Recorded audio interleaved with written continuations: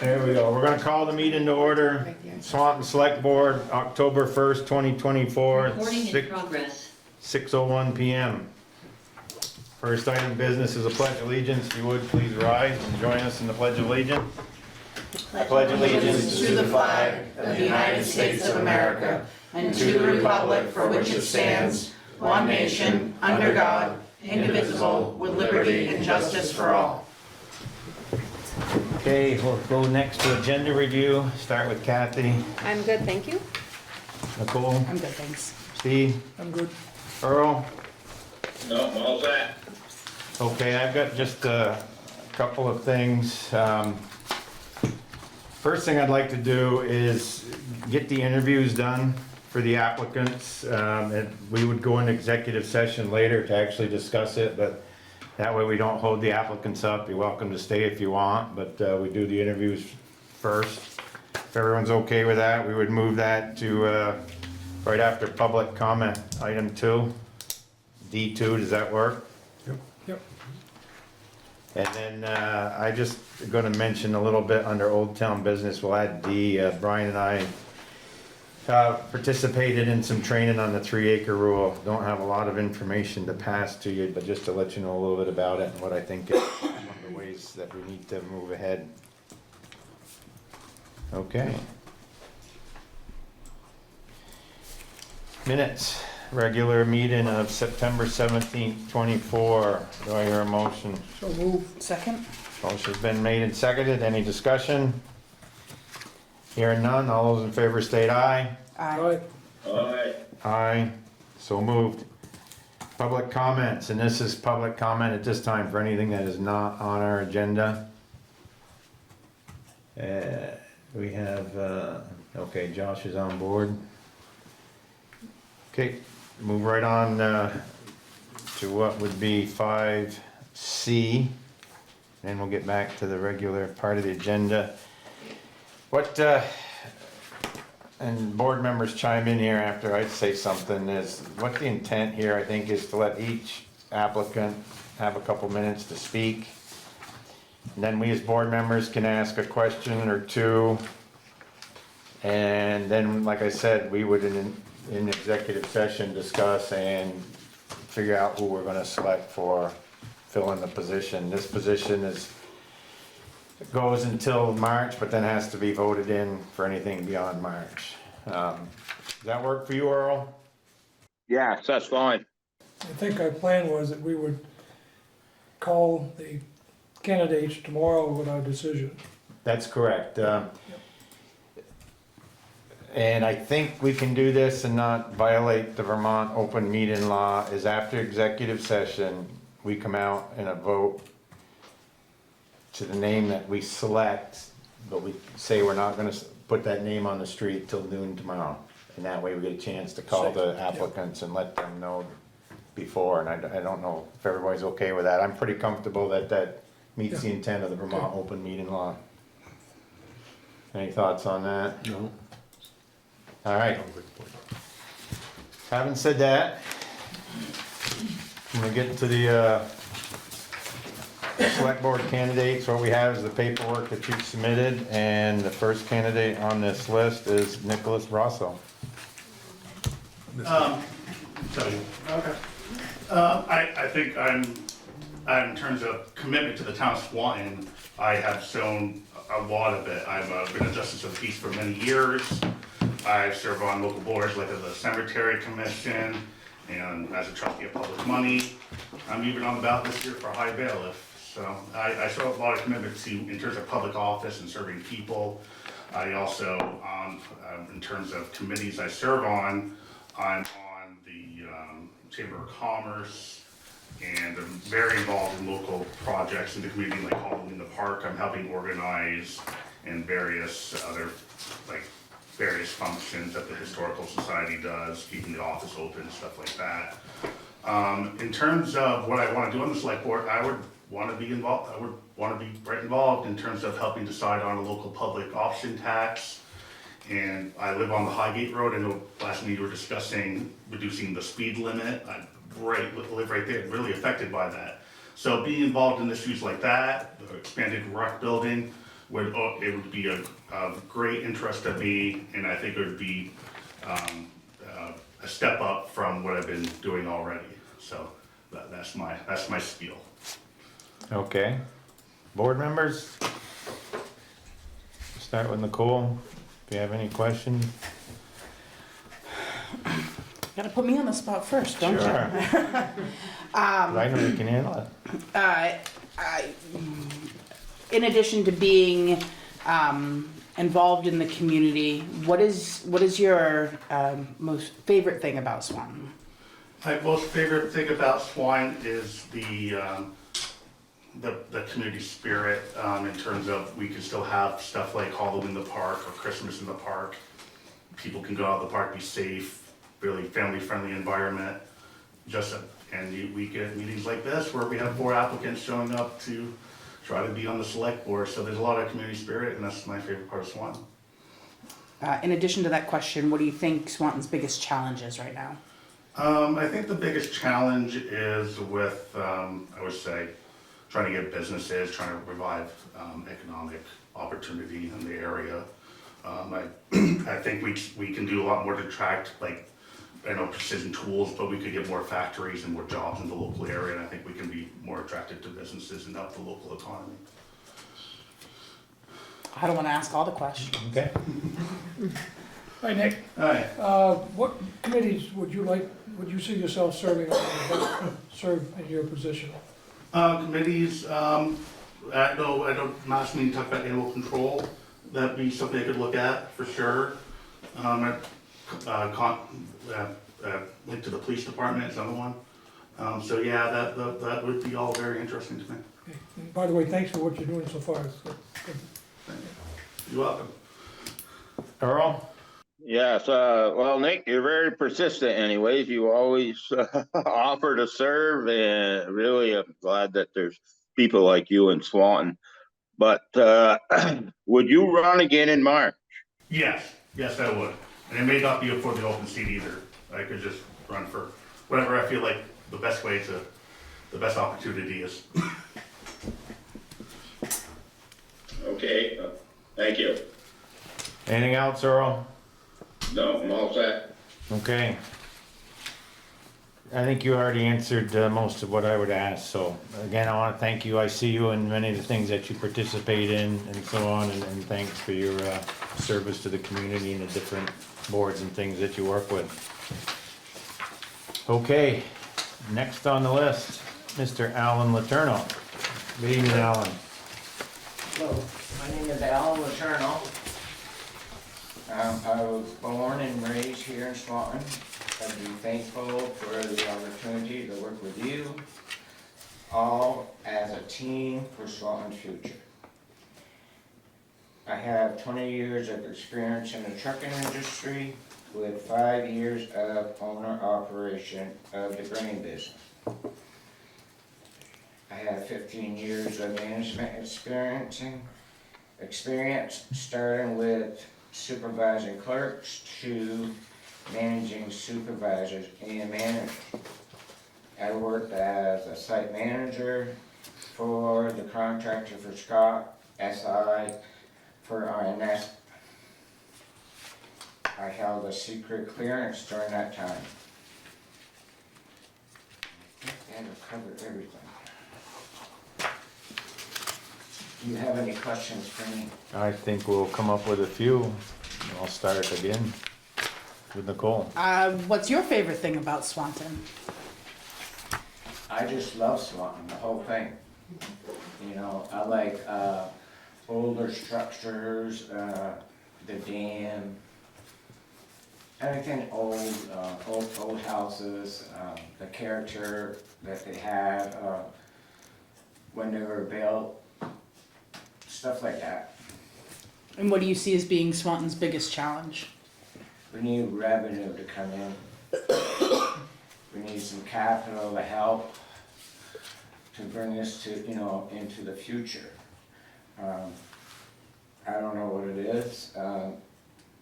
I'd be excited to sit down with the group and come up with some solutions. But I'm sure there's something out there. Thank you. Steve? Alan, you probably have seen us function a lot and you've been to our meetings, which I appreciate. You're pretty consistent about coming and, how do you see your skills, if you brought those to the board, how do you see your skills fitting into some of those decisions and challenges that we have to make, that we've had?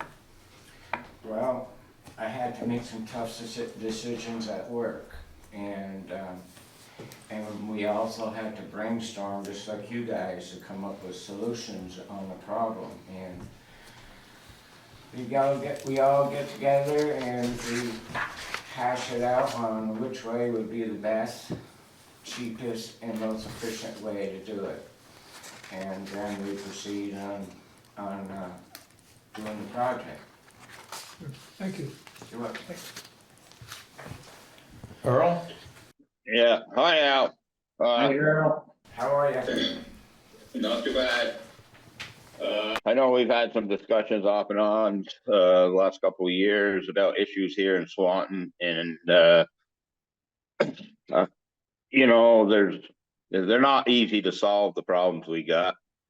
Are you gonna be able to willingly listen to other people that have a completely different opinion than you have and try to work towards some kind of middle ground? Without a doubt. Why you still have those problems in the village is because they're real problems. You know, it's gonna take some time to fix them, and not one person can do that. It's gonna take a team effort to get that done. I agree with that. Would you run again in March too, Al? Sure. Well, you would plan on running, right? Yeah. All right. I'm set. Thank you, Earl. I do have a question, Al. Nick mentioned it, so I'm gonna ask your thoughts on the current rec facility and whether you think it needs to be expanded. I think it needs to be expanded. We need to develop more income to make that building feasible and affordable. Okay, thank you. Anybody else? Seconds? All right, thank you, Al. Thank you. Next candidate on our list, Brendan Long. Good evening. Hey, how's it going? Great, how you doing? I'm good, thank you. Thank you for having me. My name is Brendan Long. I want to thank the select board for taking the time to interview all of us. Truly appreciate it, taking the time on the schedule. And thank you for the opportunity for being here today. As a member of this community, I'm deeply committed to preserving Swanton's unique character while helping it grow in ways that benefit all of its residents. Our town, like any community, faces a mix of challenges and opportunities. And my goal, if elected, is to ensure that Swanton comes to thrive as a vibrant, growing, and welcoming place to live. My wife and I actually just moved here. She's a Spalding, longtime resident. How are you doing? I am brand new. I'm from Southern Vermont, so a very warm welcome up to Swanton, and it's been great to join the community. I come with about 10 years of experience working in digital landscape, coming out of Burlington, Vermont, where I went to school at St. Michael's College, and then met my wife right afterwards and moved up to Swanton, where we just purchased a home this past year. Something that unique about Swanton that I absolutely love is the community itself. You know, learning from her family how important it is, the small businesses that we have that help this community thrive is something that I'm increasingly invested in. And something that I really thrive to bring to the board, and something that would be a top priority for me is to help those businesses grow.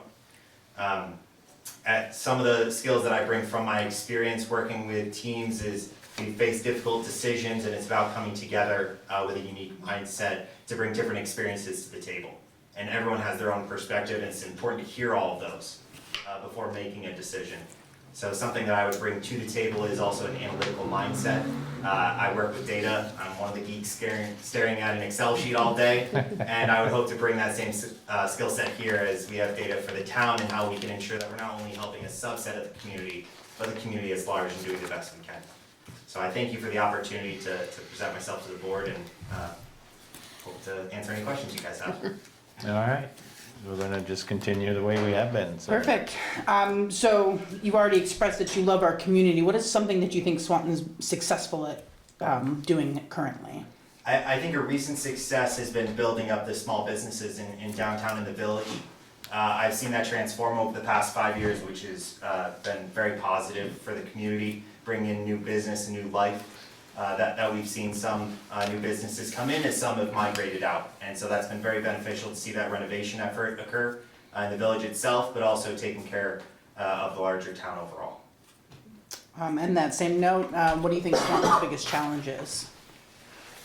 I think it is an issue of capital. How do we grow that responsibly while not making sure that there's an overburden on our community? How do we fiscally invest in these small businesses while at the same time ensuring that we're supporting not just businesses but our citizens? So I think that's the biggest challenge that we face today is how do we grow responsibly? I'm all set. All right, Steve?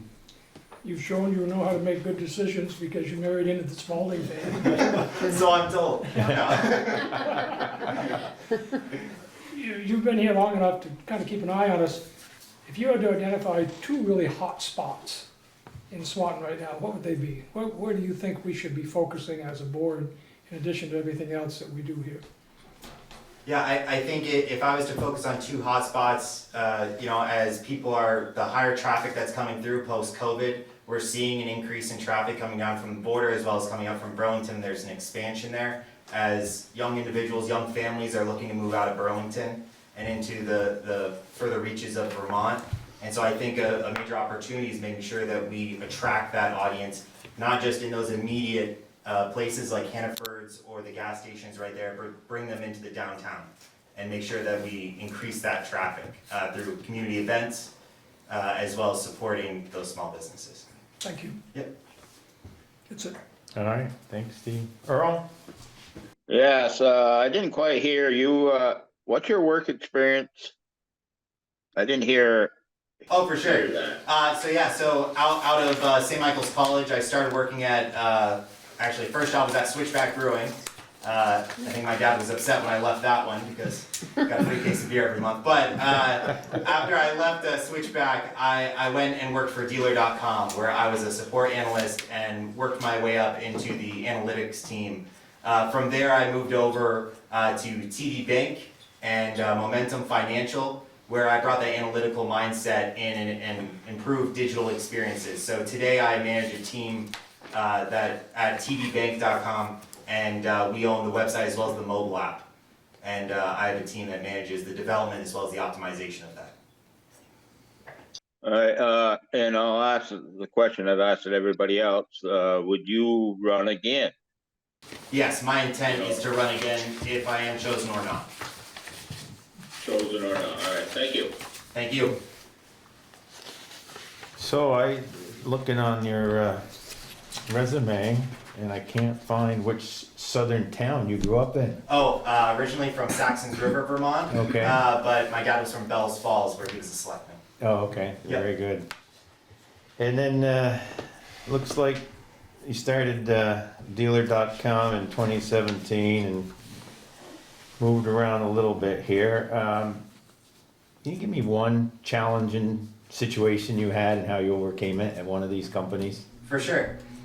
So an issue that we faced recently at TD was how do you ensure that you're appropriately targeting in full community rather than just around an individual branch, but how do you make sure that all the services are appropriate for the entire community? And so one of the efforts that we did was we built out not only acquisition pages, so pages where you could convert and open a bank account, but also educational resources for consumers, so that way they understood it's not just what the bank can do for you, but also what can you do financially to educate yourself, so even if you don't choose us, you're making the right decisions for yourself wherever you end up. So that was a primary focus for us, because something that we saw that was a challenge for our consumers is they would come in and we only gave them the information to convert them. And so we want to make sure that we were serving the community, not just ourselves. Okay, thank you. Yep. All right, next up is Mr. Sam Ruggiano. Sam? Yes, I'm Sam Ruggiano. I'm new to Swanton. Been here a year, just about a year, a little more than a year. but I have worked in the area in Franklin County for the last 39 years as a professional engineer, owning my own business in St. Albans. Fingerprints on most of the large developments in the area. Raised my family, my two girls in Bakersfield, Vermont, and served on the Development Review Board there for a few years. Been to every board just about in Franklin County, so I know what it's like. Done substantial work in Swanton. I know the hurdles and the pitfalls and the challenges that Swanton has as far as developing is concerned. I'm semi-retired. I'm working for a few clients and taking on their work, but I have free time and I figure it's time for me to do a little public service. Moved to On the Lake, which is something my wife and I wanted to do for years, and the opportunity revealed itself and we jumped at the chance. I wish my kids were younger so they could enjoy it, but they're gone. So it's just my wife and I at this point in time. You okay? That's it. Thank you, Sam. What's your favorite thing about Swanton so far? The lake. And the downtown. And the people that we have met and that I've known for a while have been very welcoming, and it's been fantastic as far as meeting new people and rekindling old relationships. And what do you see as being Swanton's biggest challenge?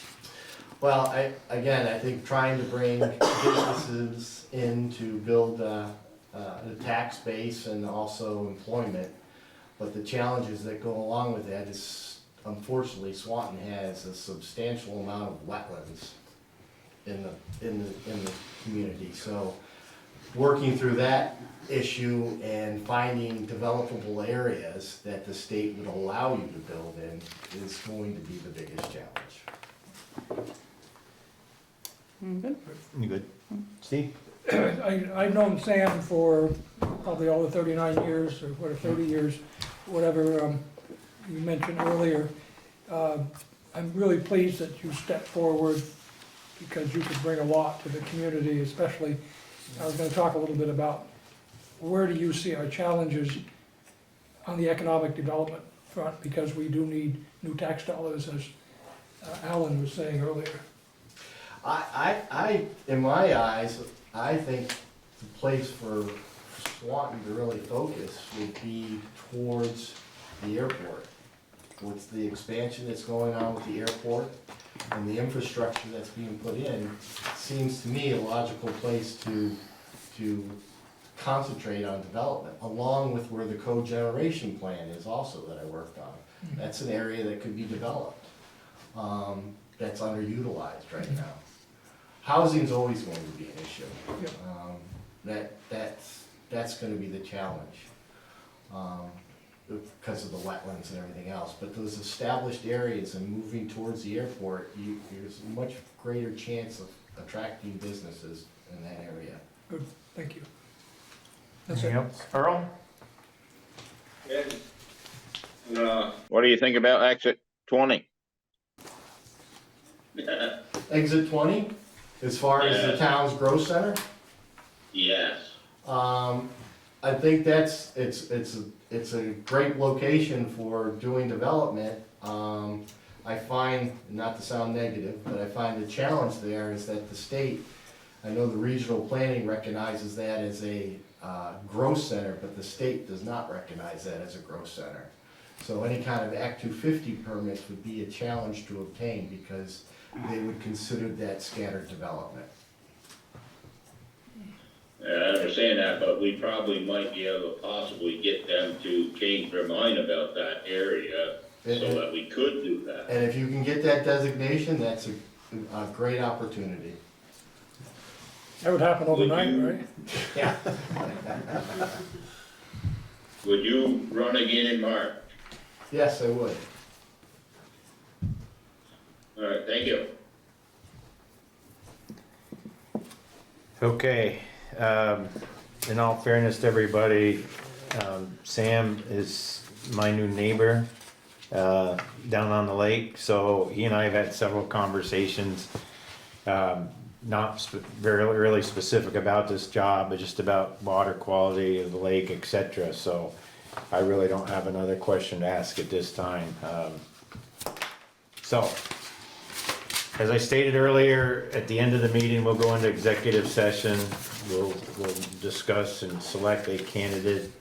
I will call everybody tomorrow morning. I'll let the ones who are unsuccessful know, and the successful candidate will let that person know. And I want to encourage, this is great, we had 4 tonight. Over the years, I've seen it where we've had 1, sometimes none, and to have 4 is great. And keep the enthusiasm, because March is coming as well, and it's a great opportunity for you to give to the community, and it's great for the community that we have people like you willing to do this. So thank you very much for your time. You're willing to stay if you want. If you got something else going on, you can head out. Thank you for your time. You're most welcome. Thank you very much. Good night. Thank you, guys. Much Have a good appreciated. night. See you, Brendan. Take care. Thank you. Have a good night. Thank you, everyone. Thank you. Yeah. See you, Alan. I'll stay. Cool. Hi, Nick. All right, we'll move right on to law enforcement. Chief, how we doing? All right. Thank you, as always, for coming and talking to us and sitting through a little bit of the interview process.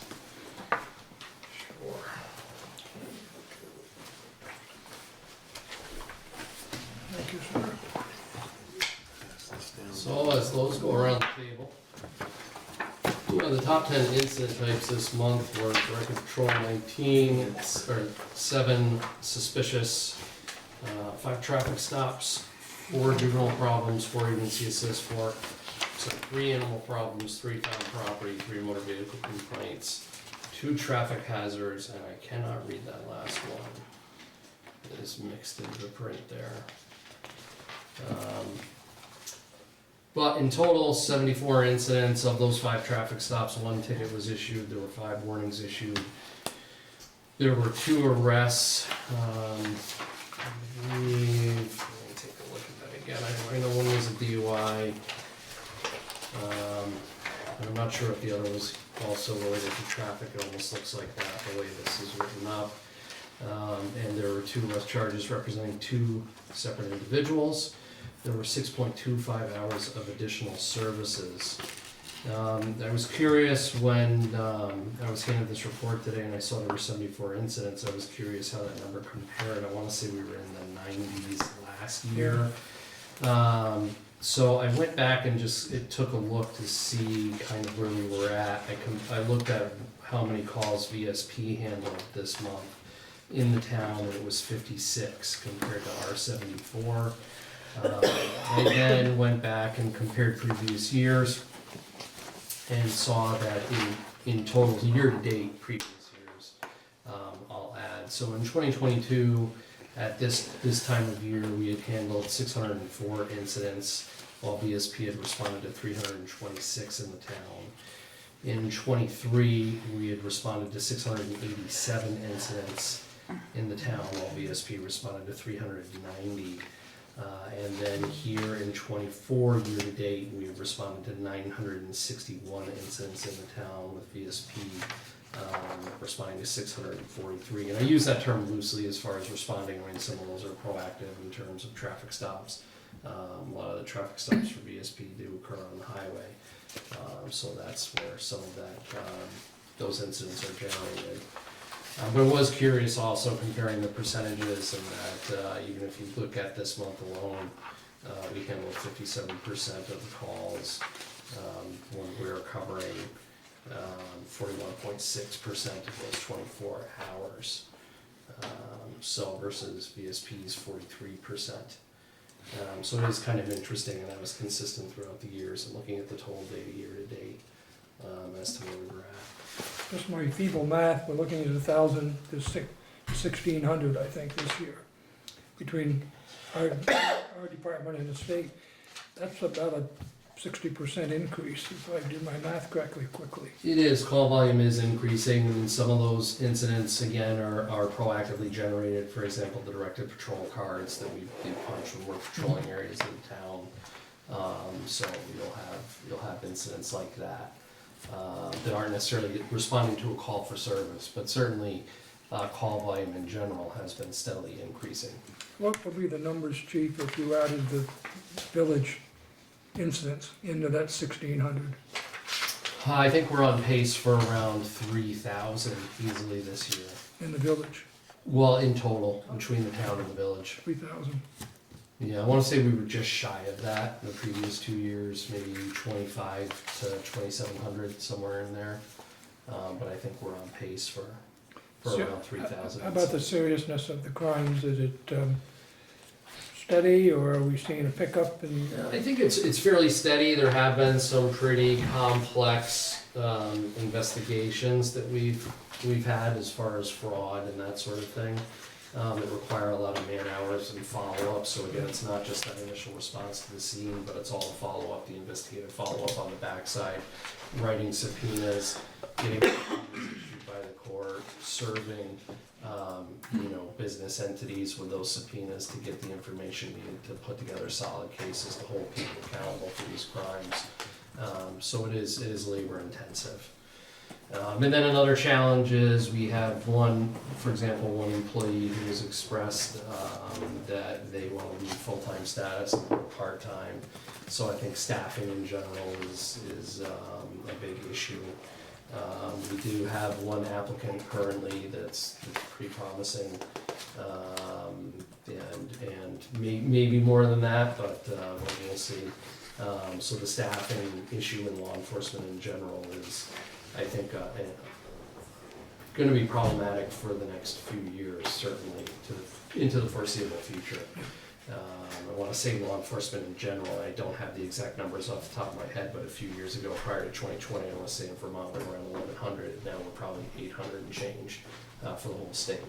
So it's difficult to get those people in the door. And for example, this employee said he felt that the job was adversely affecting his personal life, which is true over the time. Law enforcement is an extremely difficult job. You're exposed to things that most people probably aren't exposed to, because you're dealing with some of the worst situations people are involved in their lives. So it was interesting, that take. I mean, I certainly understand that over the course of my career.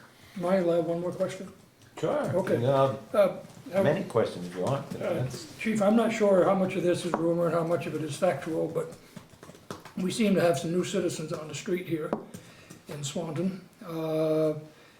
We hear that one car, when they were at a stop sign, someone came up and asked for money. At another incident, someone at a stop sign had someone trying to open the door. I watched a couple of weeks ago some people get into a vehicle. I wasn't quick enough to do anything about it. And while one stood looking around and the other one got into the vehicle, this was very early in the morning, around 7:30 or so. Is that becoming a major issue? No, not necessarily, but we do have people who have moved into the community. I mean, certainly the Swanton Motel changes out residents on a somewhat regular basis. It's generally Vermont voucher system residents who reside there. So we do have one individual who's been here for more than 2 months, but we've recently had multiple law enforcement interactions with him. So he may be one of the individuals you're referencing. Certainly there was an incident where he was, I believe, asking for, 2 different individuals. We identified another one today who was in the parking lot asking for money, separate from this other individual who's been engaged in similar activity.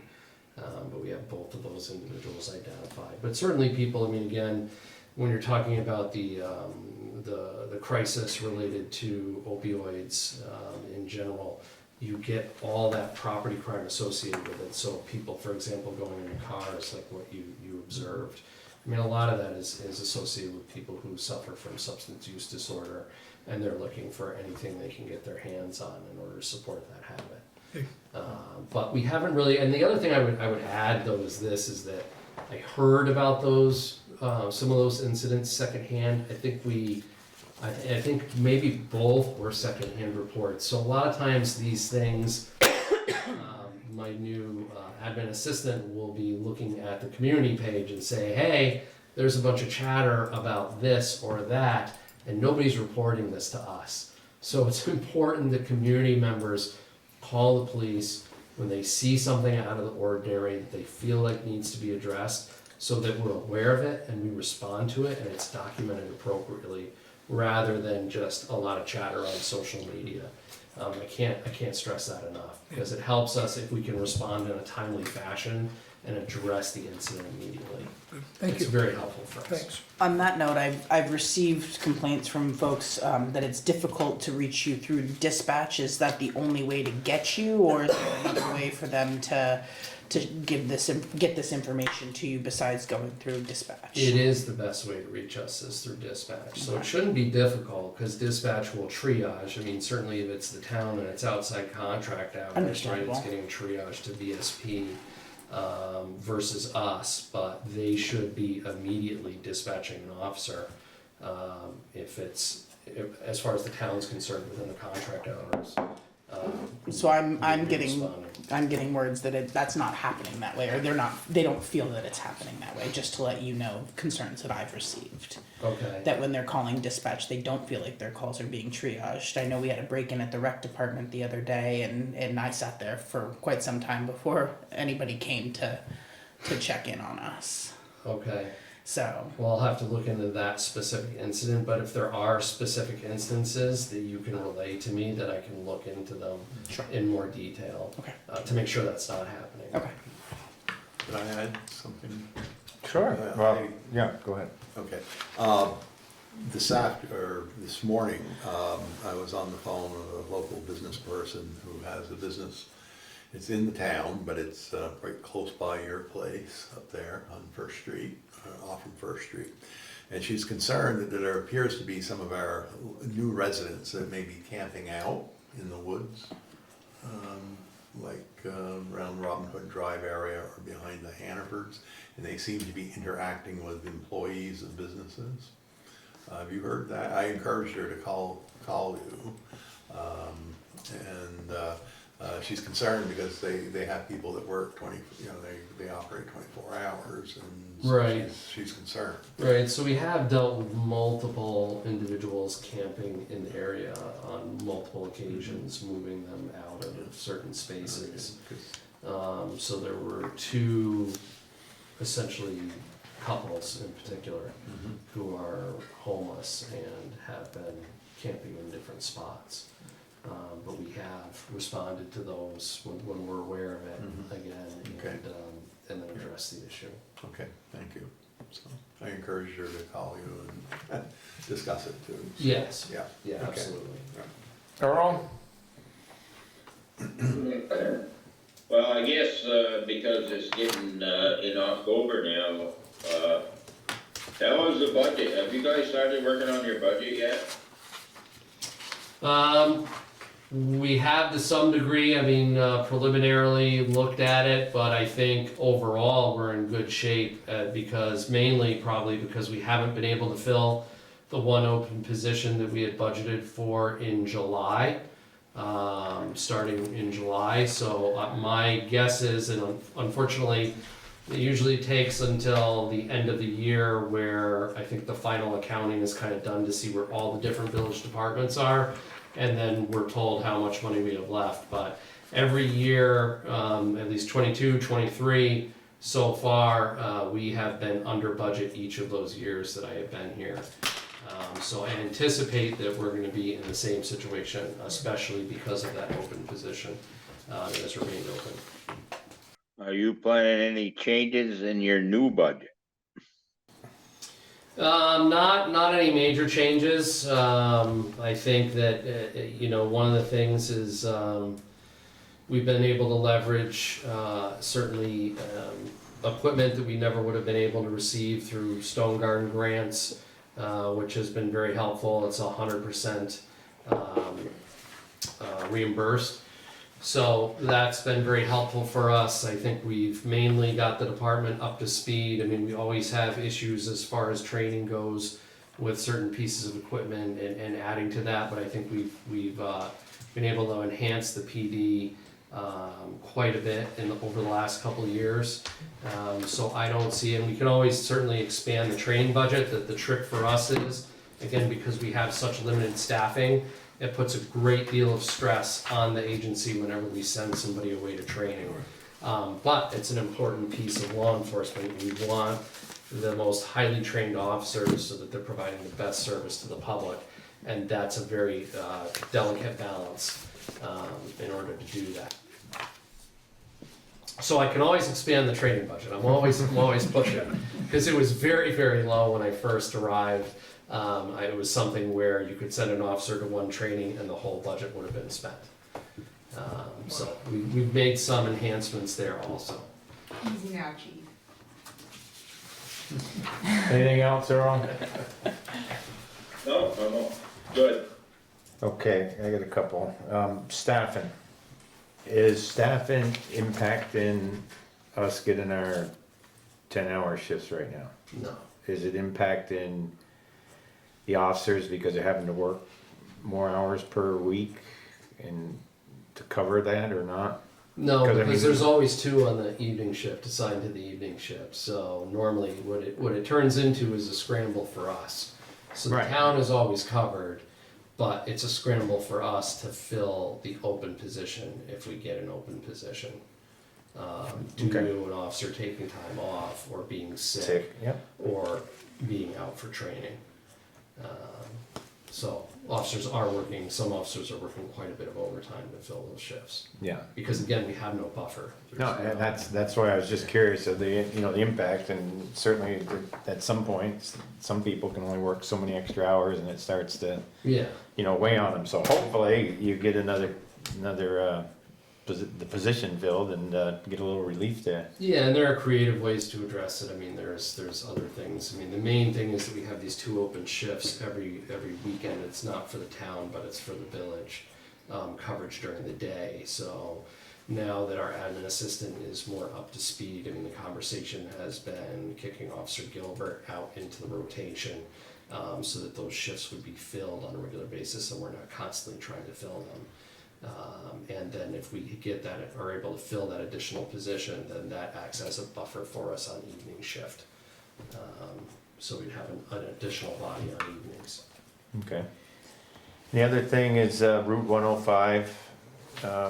Every now and then I get reminded by somebody about the traffic situation there. In the next 2 weeks, could we do a little speed enforcement, set up a couple hours, 2-3 hours, a couple nights, and come back and tell us how, when I say nights, I actually mean around people going home, end of work day, yeah, Mhm. commuter time, and just let us know what's going on in that road and the speeds.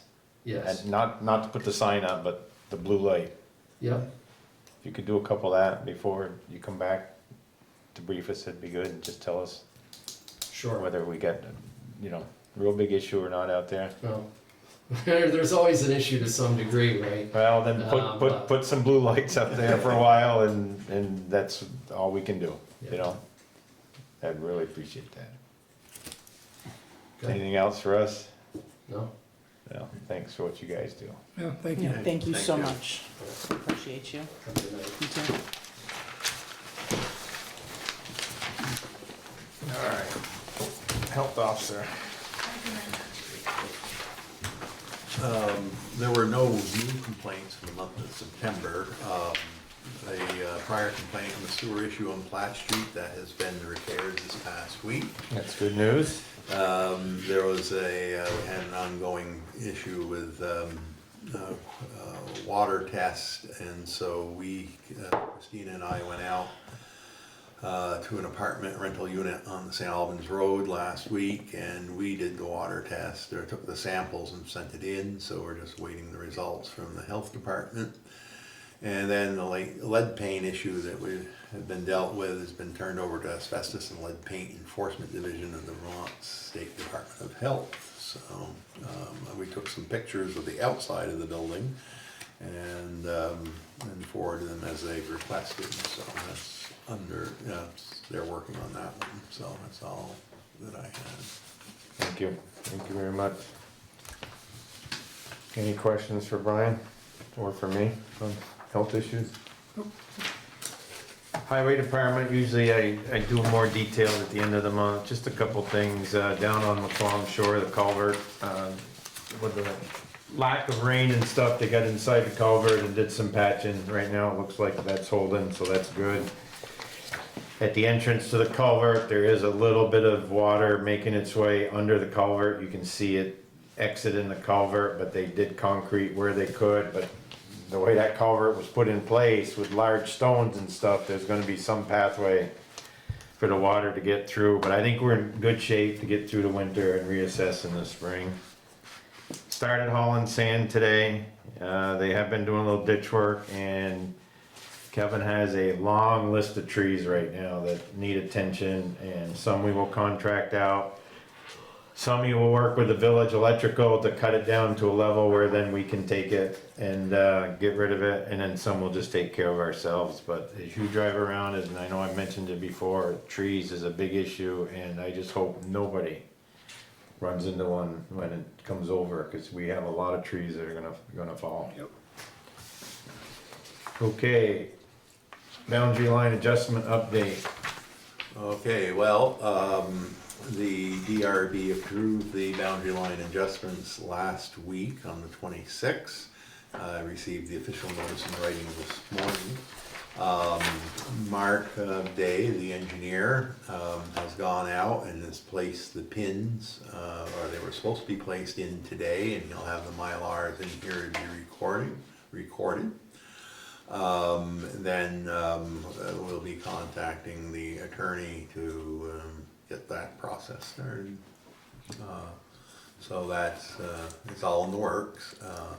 It went pretty painlessly as far as the DRB meeting was concerned. And, Very much so, yeah. you know, it's pretty straightforward, so that's, wait to get those Mylars in, and we'll get the language off of them, and hopefully plain language to let the attorney know what needs to be done. So is the town attorney gonna do all three? No, I think that's, the town attorney will probably do the hours that Mr. Rowell, you know, the additional land. Right. Then and I will be talking with Julie to see if they should have their attorney do for their. Right, Their change, work. basically the change to their deed. Right. And then the larger, the remaining 3.75 acres, that, because we have to post the notice of that. Correct. That's gonna be conveyed, then that's gonna be conveyed by use of the deed, as it would normally be, so. And that would be our attorney preparing that, because we're, you know, basically the seller, so we just. And we really can't, or shouldn't, the first thing that the conveyance has to go through that wait-in period before Yeah. paperwork's done on this end, Right. in case there's an issue with the voters. That's But, right, yeah, we basically have to post the conveyance of the land. for 30 days. Right, it's not like buying land and we have to actually get approval of the voters, but this one we just have to put the notice out. Yeah.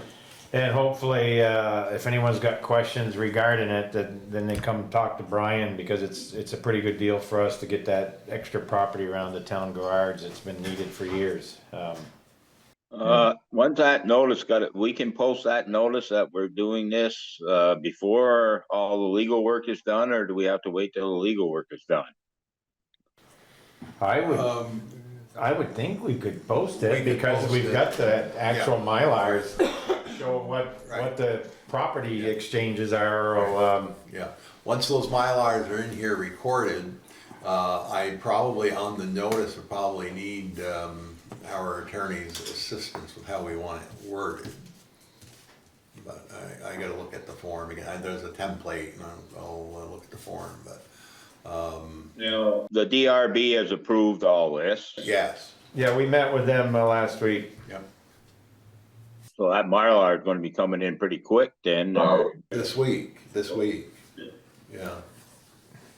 so you go ahead and, once it gets in, get it posted, and I'm sure, was Brian at the meeting with the DRB? Brian Rao? Yes, Yes, yeah, everybody was there. Okay, so he knows his attorney's gonna have to do a quick claim deed for us, right? For the land that's coming to the town, his land that's coming to the town. That's, The boundary. I think he's, yeah, I mean, I think his attorney should be involved with the actual land we're transferring the other direction as well, so, but yeah, the attorneys need to talk to each other Right. and That's figure right. out what each one has to do to get the deeds corrected, yes.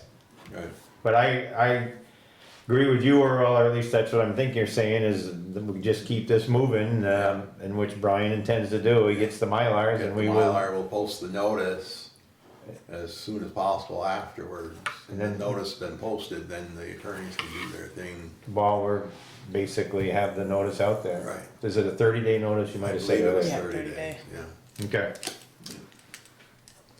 We're gonna get there. Anything else on that, Earl?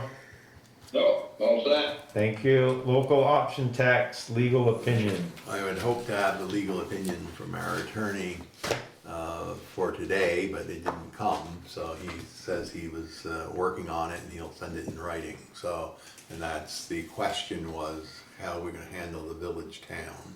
And is there a provision in the law that allow us to have one entity, one local option tax, one vote, and then the two boards get together and work a formula how to split the proceeds of that. So that's what that's what I'm waiting for, so, Yeah. Good. yeah. We need that before we can really sit down and Yeah. plan any way ahead, I think, yes. Okay, we did the interviews, we added 5D, 3-acre rule, Northwest Regional Planning, put together a good training session, had members from the state. Had a South Burlington engineer who does their stormwater permitting and had a consultant who does stormwater work. I'll do a little presentation on this 3-acre rule. Quite obvious from Georgia, they're dealing with the same situation as we are, where there's not a homeowners association. And how do you help make it move ahead? And there wasn't real good answers there, but one thing I took from the state is they aren't at this stage gonna put a big hammer down. They're gonna work with the residents and work with the towns to try to figure out a way ahead and get these permits up to date. The funding for the initial phase of this permitting has dried up as far as what Vermont is DEC is gonna pass out. But there will be funding coming for any construction that may be needed. They don't have that part of it in place yet. But they certainly know there's gotta be some help with funding if someone needs to put in a retention pond or more ditch work or something, but I went up at the end of the meeting and got the card from our local rep, and what I wanna do is get him to come brief Brian and I and any other select board member that wants to attend on which 3-acre parcels we have and how we move ahead to get this permit process approved. Brian? Are they making the town responsible for all these stormwater permits on these private properties because of the town road, or are they gonna make the landowners responsible? Well, if the town has taken over the road, which is our situation, and Georgia has the same one, they want the town and if they have a homeowners association, and the ones that don't, that some people are afraid to have one because they think it's a big commitment, but you could have an association just for the stormwater permit. So that's gotta be worked out, so they're not making us take over the contribution of the individual property owners. They want us to be a co-permittee is the term they use. That's right.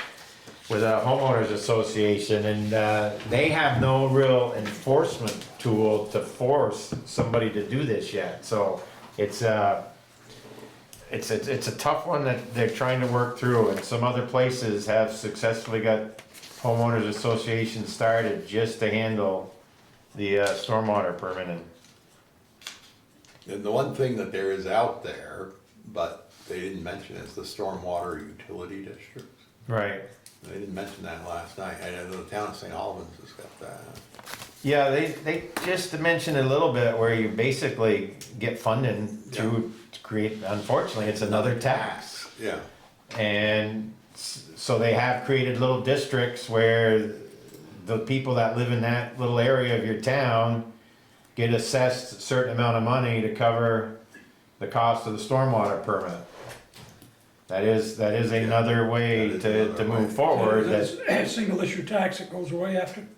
no, because No. there's an annual, well, there's a, not, it's annual, isn't it? There's an Yeah. annual, Just like an upkeep, you have to Yeah, upkeep it year after upkeep. The year. permanent, Permit. yeah, you've got up, annual fee. you might have to have someone come clean a ditch out, so there's a cost to do that, plus you got the annual fee of the permit, so they would get that tax every year, yes, it wouldn't sunset. And you basically figure out your cost and split it accordingly.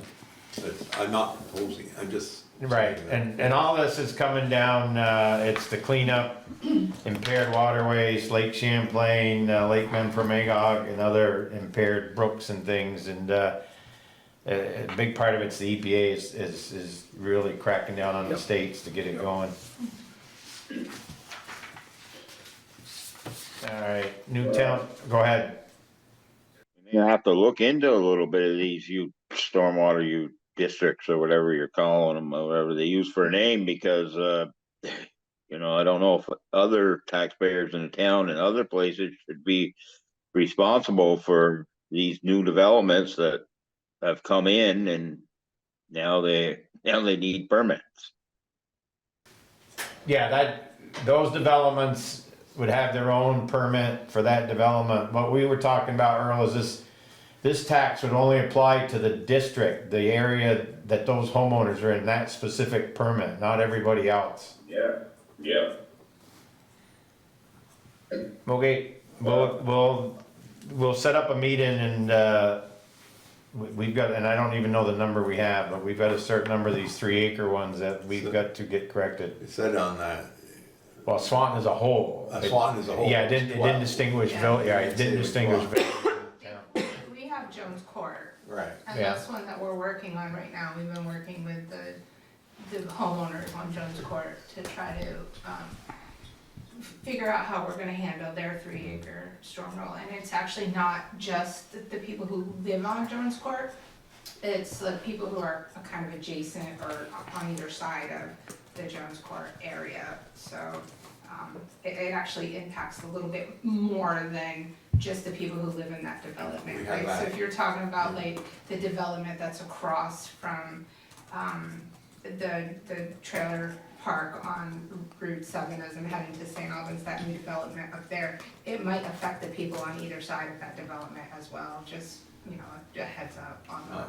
But yeah, I mean, these are existing permits they're working with right now, so We have that, I got a phone call today from somebody who lives on St. Albans Road. He got the letter back in August Yeah. on the Country Club Estates, and he said he was not even part of this, what's going on, and he called the state, and they were, said, well, you gotta call your town. Yeah. So that's, I sent him to, the engineering firm, Luke Wiley, to see what he can advise them. I said, don't get all upset over that, but. yeah. So We gotta, yeah, we will work on this and keep the board informed. Okay, Newtown business. Your nickel. Thank you. Thanks for waiting so patiently. No problem, it's very interesting. So you all have my packet, I just brought this to the trustees at our last meeting, and it was approved, that we do the Hometown Hero Banner Program. And for those who are unaware of what this is, it's a banner to recognize our military, active, current veterans, those who died in service. We're gonna put these banners on the telephone, or the utility poles, sorry Dwayne, that belong to the electric company, our electric company. And so we're gonna go as far as we can towards West Swanton, as far as we can towards St. Albans, and as far as we can towards Highgate with these. We're gonna try to stay on the main drags to start with, and then we're gonna branch out to the other streets and roads as the program grows. So what I'm asking from you guys in the spirit of working together in collaboration is that I be allowed to keep the a pile of the forms here at the town clerk's office that could be filled out by individual wanting to purchase a banner, $175. They'll stay up all year round. Purchase the banner, and then they would submit the form to the village clerk at 121st Street, and she would then take care of the funds. And the checks should be made payable to Swanton Village. So that's all I'm asking is just for some support as a way of, if people call and say, hey, I heard about this Hometown Heroes, but you say, yeah, I have an application here, you can come pick one up, and mail it to the village.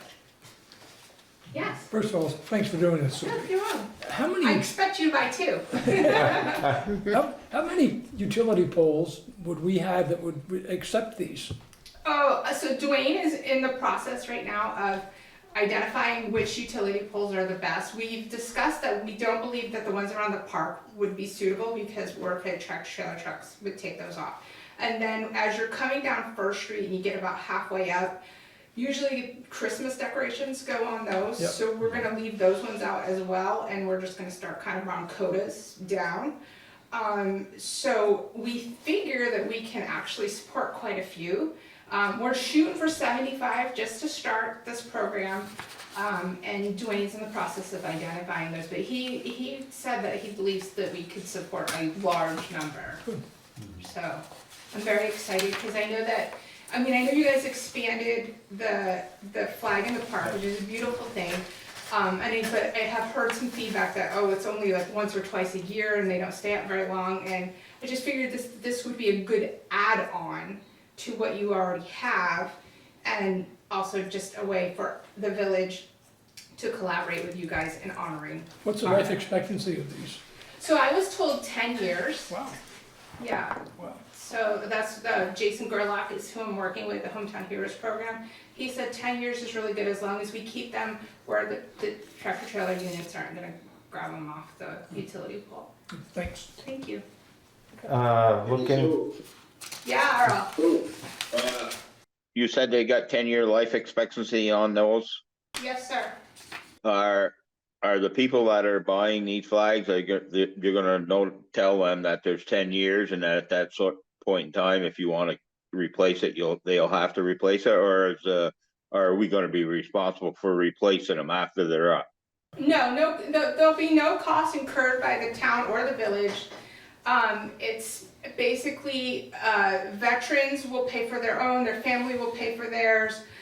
I also have spoken to at least one veteran organization that has already donated $350 for two banners for at-need veterans who can't afford their own. I plan to reach out to additional veteran organizations. I just haven't moved that in that direction yet. I'm forming a committee, and our first meeting is tomorrow night, and we're gonna sit down and discuss how we envision this going and what way we think that is the best way to tackle this. No, I think it's a great thing. I see it in a lot of other communities, especially over in New York. I just want to make sure it's set up right so that in the future, when things need to be taken care of, there's a process in place for it to happen. Oh, absolutely. So I plan on overseeing it as long as I can, and even if I'm not a trustee, I'm hoping that I'd be allowed to continue to oversee the program as long as I live and reside in Swanton. So my plan is, as I gather these pictures, and even for some veterans, whose family do not have pictures, I'm able to find pictures. I found a picture for Bill on the an old Messenger article. It was a picture of his dad.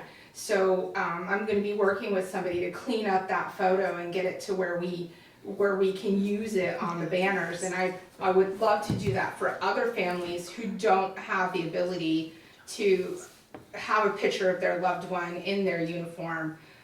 Because back like World War II, Korea, they were constantly posting in the Messenger these photos of the soldiers. So I should be able to find most people. I can't promise everybody, but most people. And as they start to fade, I would then reach back out to the family and ask if they wanted to replace.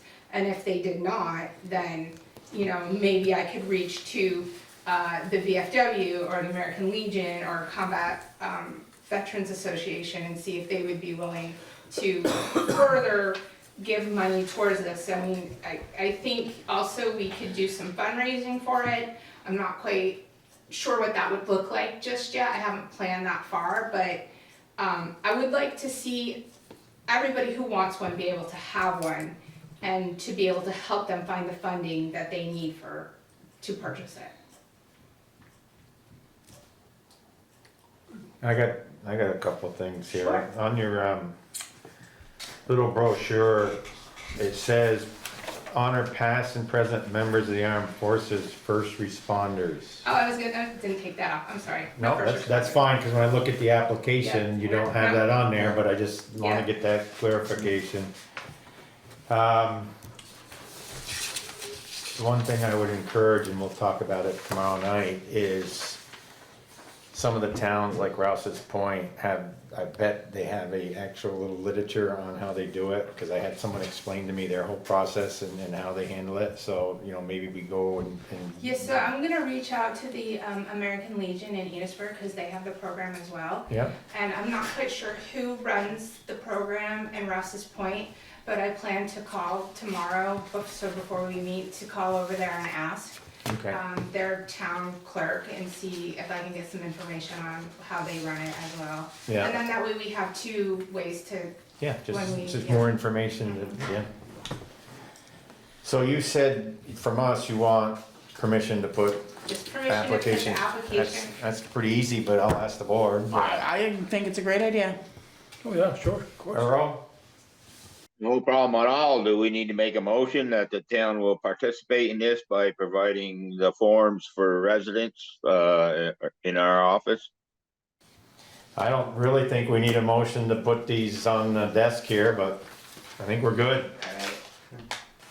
It's really just kind of like an FYI and just to ask. I don't wanna just come up and be like, hey, leave these here, so I just, collaboration I think is very important in the open dialogue as well as. And have you decided on which, I thought we could, as a team tomorrow. okay, so that's still Yeah. open. No, that's fine. Okay. I think, I don't know, very positive from what everything I'm gathering. Great question. Thank you, Susie. You're welcome. Thank Okay, you. thank Thanks you. for having me. I appreciate it. All right. We appreciate you. Have a good evening. Have a good night, everybody. Thanks, Susie. Thanks. Moving on to 6B, town office repairs. Well, What's that? I go, well, Oh, as you all received an email from me last week explaining what was discovered earlier in the week with our floor. Apparently what had happened was the kitchen sink and the drain pipe had a leak that went undetected because the pipes in the basement, there is no basement, it's a crawl space only into this section of the building. So that pipe was leaking and we didn't know it was leaking. Basically the floor got very spongy in Kathy's area, and when Christina went to look on the wall, the kitchen wall in Kathy's area that has a calendar on it, and she noticed it was kind of spongy, and I was the days I took off, but they always call our maintenance, our highway department to come down and take a look, and they pulled the carpeting up and they could see where there was the subfloor was rotted, and so they didn't have the tools to get down as deep because there's considerable layers of flooring in the building. I bet. So consequently, we reached out to a couple of contractors in the area and had them come take a look at it. The first one who came was Emmett Matthew, and he had the tools. He sawed into the floor in good shape, and on the clerk side of the wall, there's a large beam that is pretty well rotted in there. And then over on the kitchen side, we pulled away the kitchen cabinets and the sink away from the wall, did another exploratory hole into the floor there, and there's another beam that has also been pretty well rotted.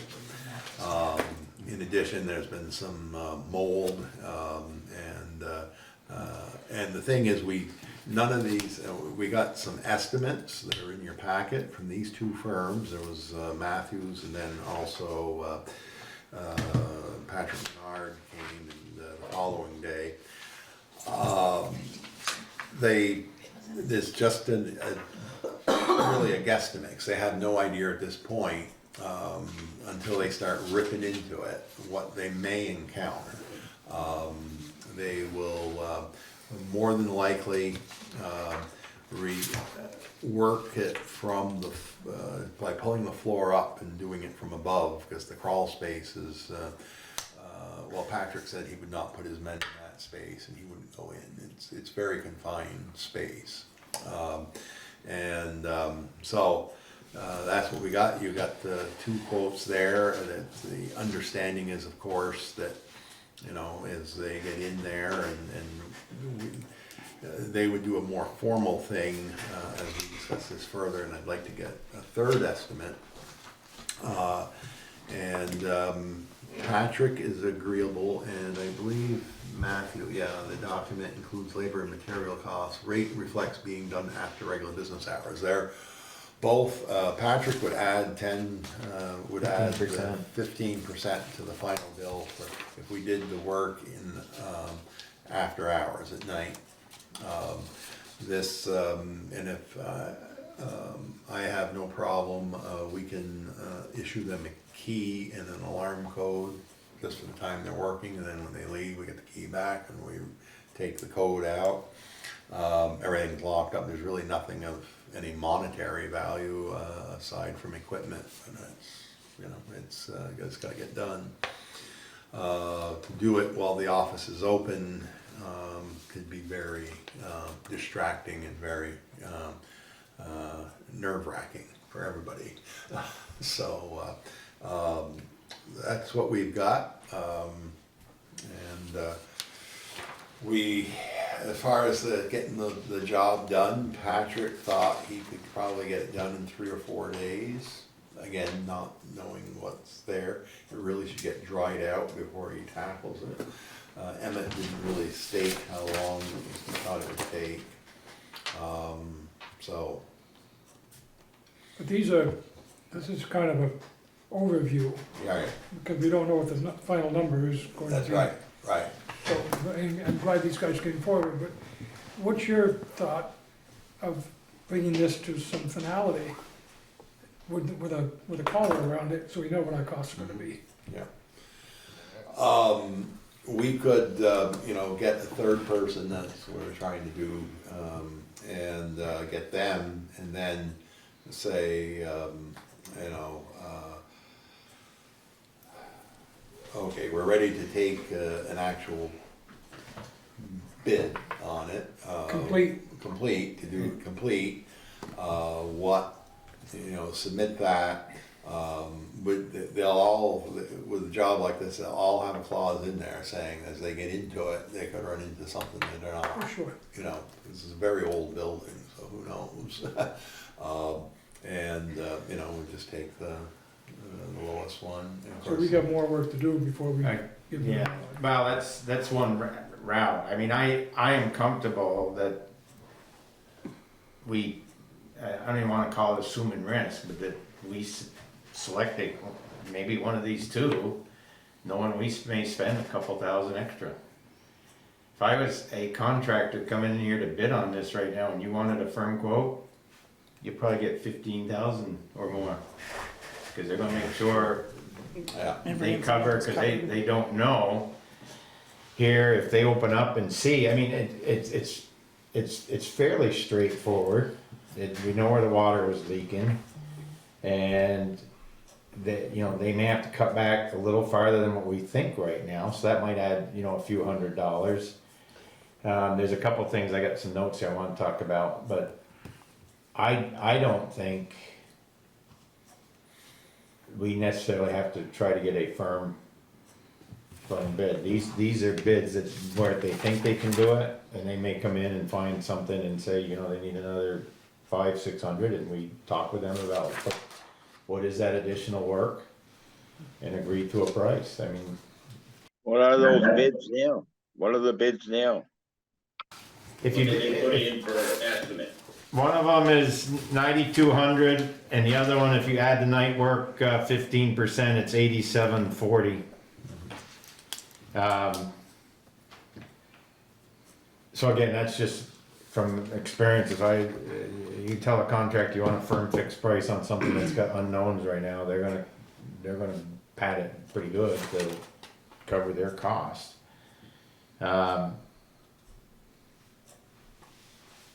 Could we, and I understand the urgency, we gotta get this fixed. That's part of my concern. We've got, We can't dilly-dally around. Is there such a thing as a guaranteed maximum price? And if it's under that, we don't pay it, but at least it gives us an idea of what it might be if there were some contingencies that flared up? This is a small matter, I know that. right, and I get, And I wanna open the way my these would normally be handled, this smaller matter is just time and materials. That's what I- You tell somebody you trust, come in, just do it, That's where I was headed. and we'll pay, but time and materials is not gonna be doesn't have an end limit to it. Time and materials is, they keep going until they get the job done, and they give you your final bill, and I know you want a little more certainty to it. One of my questions is, do we have experience working with Menard Handyman and Property Maintenance, comfortable enough that we think they're gonna work with us, or Matthews Construction, and assume, I don't really, I'm gonna say assume risk, but I don't see it as really risk, if we have people who are comfortable with his work, either contractor's work, that they're gonna, if they find something else, they will bring it to our attention, and we negotiate with them. We call it change order in any construction business, even a brand new building, you get a firm fixed price. They dig down and hit some utility that wasn't on the drawing. That's right. Here comes the change order, and you negotiate a change order, get both parties to agree to it, but The, I just a second, and I support what you're saying is I wanna get this back together fairly rapidly, cause I see it's a major distraction. And the sooner we get the wet stuff cut out of here and out of the building, the better for everybody involved. But we don't really know the extent of what we might have to do we? Earl, to us, it's cutting back the flooring until it's dry. yeah, And you can tell pretty much the area, and they may have to go an extra foot or two.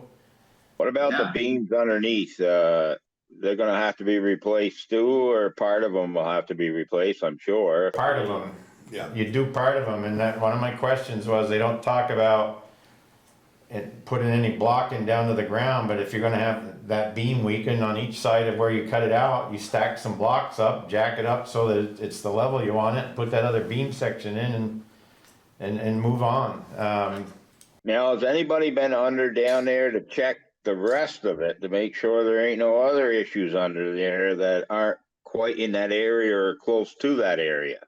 Earl, it's a confined space and we cannot put anybody in there. It's about 2.5 feet from the beams down to the ground. And in some places, it's not even 2.5 feet. It's Yeah.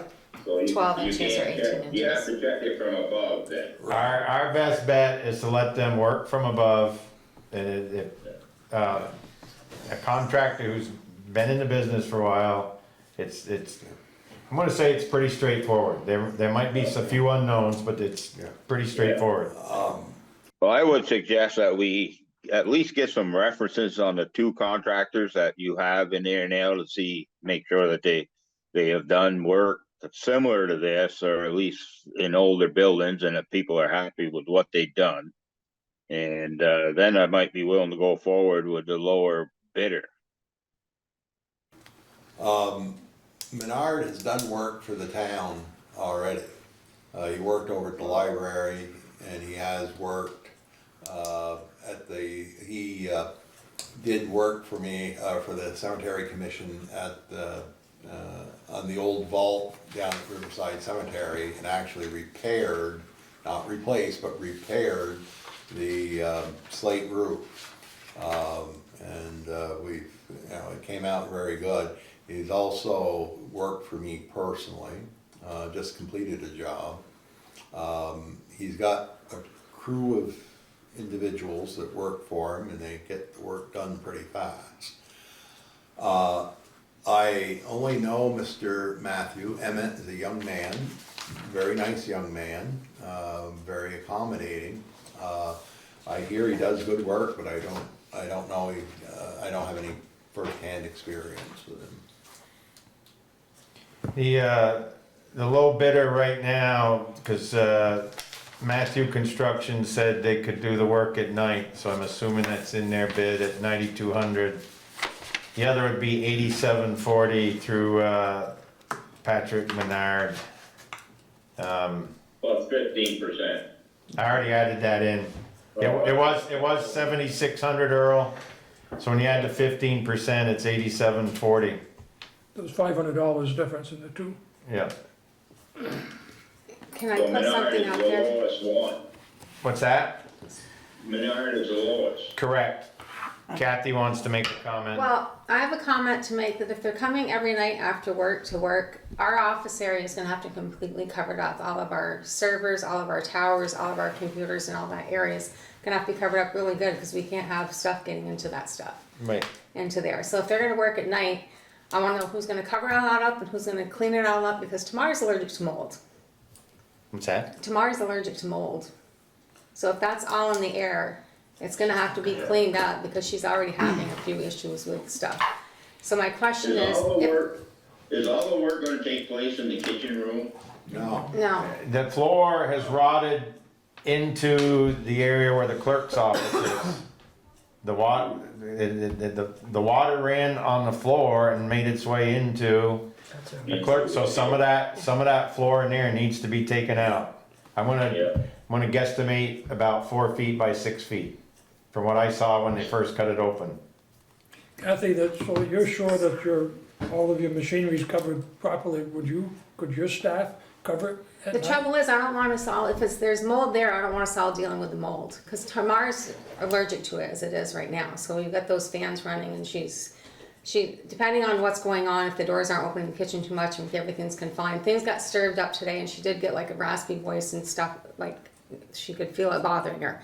But my thought on it is instead of having to come every night and work for 3-4 hours, couldn't they come in like a Saturday and a Sunday? If it's gonna take 2 or 3 days, and if worst case scenario, we close on a Monday to get it done all at one time. If it's gonna take 2 to 3 days to do it, why are we gonna do it at night where we have to disturb everything? Then someone's gonna have to, and it's gonna have to be cleaned. The office is gonna have to be cleaned when it's done. I mean, you're stirring up all that stuff. We have people coming in here and you don't know what they're allergic to or what's going on and what's gonna get in the air. It's all so unknown, and I don't want Tamara to get sick, and if she has to take time off, then she'll have to take time off because we can't. Can we relocate Tamar to that area?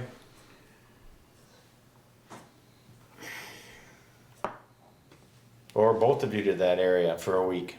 I'll have to talk to Peter Yeah, I mean, again, and ACS. you bring up a good point. It should be a professional cleaning after. We could be up to about 15,000, but we've got the money to cover that, and I think we should get moving on it. Where's the money coming from? Well, we got our capital fund, 25K. Okay. We've got our special funds, Longer than 3 400,000. days. Okay. Yeah, I mean, we got money. We might wanna think about. What's that, Earl? I'm sorry, Earl, I'm sorry. I had a side conversation here. Go ahead. Okay, Also, like, What Kathy brought up is a very good point. And if this thing turns out, maybe it might be 2 days, but wonder if it turns out to be 4 or 5 days. Maybe we ought to plan on setting the office up, on the other side and letting them do it. But the vault has to be open, And somebody has to be there and when the someone vault's has to open. be there when the vault's open. Yeah. But can't we schedule that if we've got an emergency? Just a second, Earl, just a second. Yep.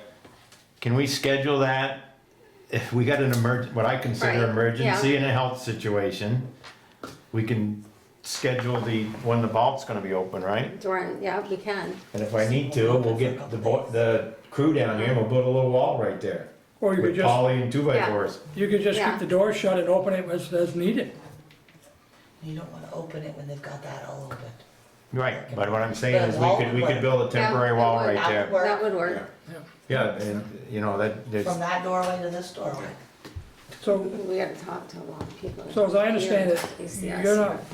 you don't wanna cover your machinery. Well, I do wanna cover my machine, but I don't wanna be the one taking the moldy stuff off every morning and then putting it back on at night. Personally, I don't wanna do that, and there's a few people, even the contractor said he wouldn't want us to do that. So that you will have the contractor do it. Well, I don't know who's gonna do it, but I know I'm not gonna do it. right, what I'm gonna propose is, Here we go again. what I'm gonna propose is we schedule a week to give that room to a contractor. By relocating a couple, computers and by putting a little temporary wall in where the vault is. And it sounds like this is gonna be it's not gonna happen like next week or the following week. No, it'll be We could schedule that with them, I mean, we could set 2 computers up here and give this space up if we needed to, I mean, yeah, we Yeah, I'm should- just thinking, we're in tax Yeah, season, so I wanna we're in make sure tax that, season, so- you know, the 15th is the last day to pay taxes. Right, That's 14 days from now. yeah, we could probably work and with one of these contractors, I've got my thoughts on where to go with this, but, and we schedule where we give them that space. I think first that find out. Then we'll just have to get hold of Peter about moving and the ACS people to move the computers over. Well, we Yeah, don't cause I really- know all the wiring to those is under the floor. Yeah, I know. Why don't we just leave it up to you guys on the Yeah, logistics? okay, Yeah. We're not gonna solve it tonight. no. You take care of it. No, if you find out from Peter what you need to do, and if it's possible, then, we'll plan on that, and I agree with you, Kathy, maybe we ought to wait until after the 15th. If we're gonna schedule the contractor, but at least right off, you can get a hold of Peter and get going on that and see if it's even possible, then we can decide. Cause I see your point, Kathy, you're right, because if you're gonna pull them things on and off, there's gonna be dust all over, somebody's gonna have to be in there to clean it up, and, I know how mold affects me too, so I know what you're talking about. So if we're talking about mold though and water damage, why aren't we looking into somebody who specializes in that? Especially since this is an historic building and we have to continue operations, like a Serve Pro or something along that lines where they're doing that every single day and making sure that the environment stays a clean environment for operations. This is work that is done in people's houses and near their decks and other places where toilets have leaked for years and seeped, and it's cutting it out, moving it out, and then a good cleanup after. I don't think we need to go to national companies who are gonna charge us 2 to 3 times what this project's worth to get it done. I think we could go with one of these contractors, let them schedule it, like you said, let them work on relocating desk and closing that area up, but having vault access. But we give Brian the authority to work with a contractor to say, this is what we're planning to do, and if that works out with a contractor where it's right after the 15th and they can get in here for a week and get it done, we get it done and hire a professional cleaning service when they're done to come in And I'd like to make sure we don't have the office closed down. We've gotta have some alternative, whether we do it out of here. 'Cause we can't forget, we're still in the service business. Right, we didn't say about closing the office. Well, we talked about it. One day. No, we If talked, they- if- there might be more than one day. I guess my point Oh, is, but we wouldn't close the office for that time, we'd still be working here, they Yeah. just won't be able to access the front door. that's my point. Right. Whatever we do, we don't wanna close the office. Right. That's what I'm trying to make the point. Yeah, even if we have to lay cables for computers temporarily strung on the wall to get them into Yeah. this area or that area, that's stuff that's done all the time in some Exactly. type of situation that you've gotta get something done. So we'll get hold of Peter, give him a call tomorrow. I do too. On another factor, we did call the insurance company and put a claim in, and the adjuster came today. So, he doesn't, we may be able to get some, And how long did he say we'd enough on here? well, it'll take him 3 or 4 days to Yeah. get the stuff back, then they send it to the insurance company, they'll review to see what our coverage is and if this is a covered loss, so. So, there's a chance there that we could get reimbursed on that. Would we entertain a motion? How about if Go we have a with not to Menard. exceed, how about we have a not to exceed motion? That way Brian can move forward with a lot of flexibility, and then if it goes over that, we could get a special meeting or something to it. I'm all for that. Yeah, I'd like to make a motion that we allocate $15,000 for this project, giving Brian the authority to negotiate, and you can have some other oversight if you want, so that we don't have to keep coming back and forth, and we can get this done as soon as possible.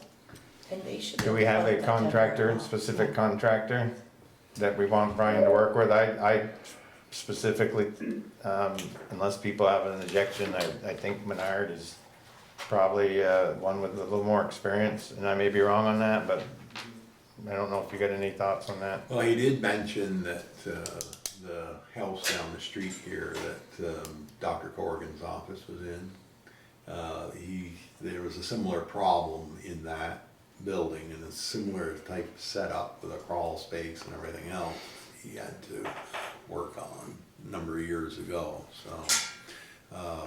But only have two motions, one to allocate the maximum amount that we would allow Brian to work with, and then we can have another one for the contractor. That kind of keeps it a little neater, that's all.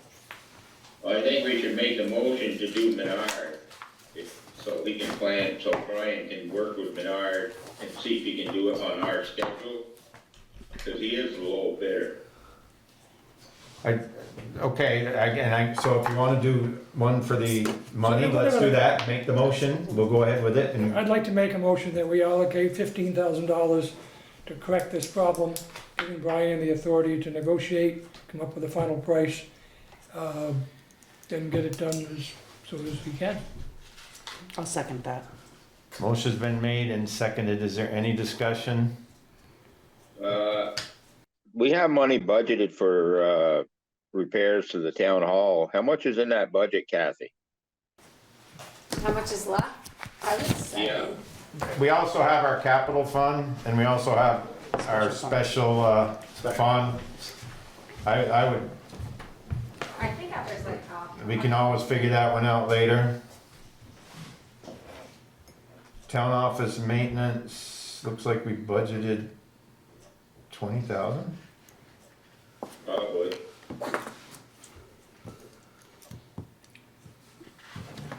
So we got a few different sources we can cover that with. Well, we should put that in the motion where that money's gonna come from. Oh, just, I would say available funds. Yeah, that's what I'm thinking too. We can sort that one out Yeah, later and let, I think we should sort it out now. Then we know, then Kathy knows where it's gonna be coming from. we're not doing this work till after the 15th of October, so we can cite the funds. Anyway, let's move forward. I think we yeah, have a I'm waiting motion. to see if there's any other discussion. Nope. Okay, so right now the motion is to allow Brian 15,000, up to 15,000 to get this work accomplished. All in favor, state aye. All right, Aye. Opposed? So moved. What's that, Earl? I'm opposed. Okay. Ayes have it. Second motion is the contractor. Do I hear a motion? I'd make a motion, we go with the lowest bidder And that would be Patrick Menard, I don't know what his company's name is. Menard Handyman and Property Okay, Maintenance yep. Services LLC. I'd make a motion, we go with Menard Handyman and Property Maintenance Services LLC, being the lowest bidder. There's a second. A second. Motion's been made and seconded. Any discussion? Hearing none. All those in favor state aye. Alright. Aye, Aye. Alright, Okay. he's a pretty good fella. Anything else on town office repairs? All right, let's move on to approve new street name. As we talked about earlier, the DRD approved the boundary line adjustments. This street name is for the road that goes from frontage road to the high school, the road that was put on our property. As we get to talking about it, and I said that as the 911 coordinator, they got school buses going on that twice a day. They need a street name. So we advised the superintendent to come up with some names, which they did. One was not acceptable because it was called MVU Drive, and that could get confusing. So they came up with using the name of Ballpark Drive. Lane or drive. Well, lane or drive, but I thought drive would be better. But that's, we can do whatever, Ballpark Lane or Ballpark Drive. Whichever you choose. We'll be good with either one. Thoughts? Ballpark Drive sounds great. Yeah, the other one sounds like Andy Griffith ought to be up there, Ballpark Lane. And Motion? I'll second. Anybody wanna make a motion? I'll make a motion to accept the name Ballpark Drive, entering into MVU from Frontage Road. Second, Motion been made and seconded. Any further discussion? Hearing none. All those in favor state aye. Aye. Aye. aye, Okay. we'll get a sign ordered and get Kevin and the guys to put it in. Community Economic Development. Nothing new to report. this Any week. other necessary business? Correspondence? We just, I believe you got the correspondence, we did receive notice from, officially from Velco, that they were going to start the construction on that, line that goes through from up in Sheldon and goes all the way through down to Georgia, that crosses through town on, basically notable across the interstate. So they were gonna start, they had to notify us in writing that they got. get tax dollars on that. Velco, yeah, I believe they do pay, yeah, they pay, but I'm not sure how it's based on. Yeah, okay, I'm Yeah, just curious. But it is, yeah, there are tax dollars, definitely. So that was the only correspondence. Okay. They call, well, I got a phone call from them saying that we'd be getting the notice, and I got it, and Joel, you've gotten a copy of it too. Yep. So. Okay. Any other public comment? Nick, anything? No. Okay. If I may, the LVRT, there is a trail user survey. They're looking from input about people using the trail. You can find that on the rec website and or our Facebook page, as well as front page forum. Swanton Recreation Basketball registration has opened as of today. That is for ages 3 to grade 4. And also our Swanton Public Library is part of the Public Library Crawl in association with a group of libraries in Franklin County, Grand Isle County, and New York. So that's just another fun, exciting thing to do if you like libraries. And the LVRT survey is put on our website too. It is also on our website. Actually, I could probably go over some chamber stuff and some historical society stuff. Halloween in the Park, October 26th at 5 p.m. Fun times for all. Be handy out candy. A lot of other businesses will be. Trying to get a lot of businesses there. Also, the Swanton Historical Society will probably be doing a presentation about the Riviera this weekend at the Georgia Franklin Grand Isle Historical Society meeting. So a lot of historical societies are coming together to present various things. So that should be fun. Nice, Yep. thank you. Okay, upcoming events. Upcoming events, one that's not listed here, but on October 13th is the Missisquoi Wildlife Fair at the Wildlife Refuge at Louis Landing. That's from 10 a.m. to 3 p.m.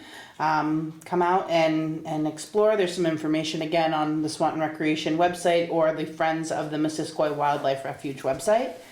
Tuesday, October 15th, 2024, your property taxes are due by 5 p.m. Again, October 15th, 2024, your property taxes are due at 5 p.m.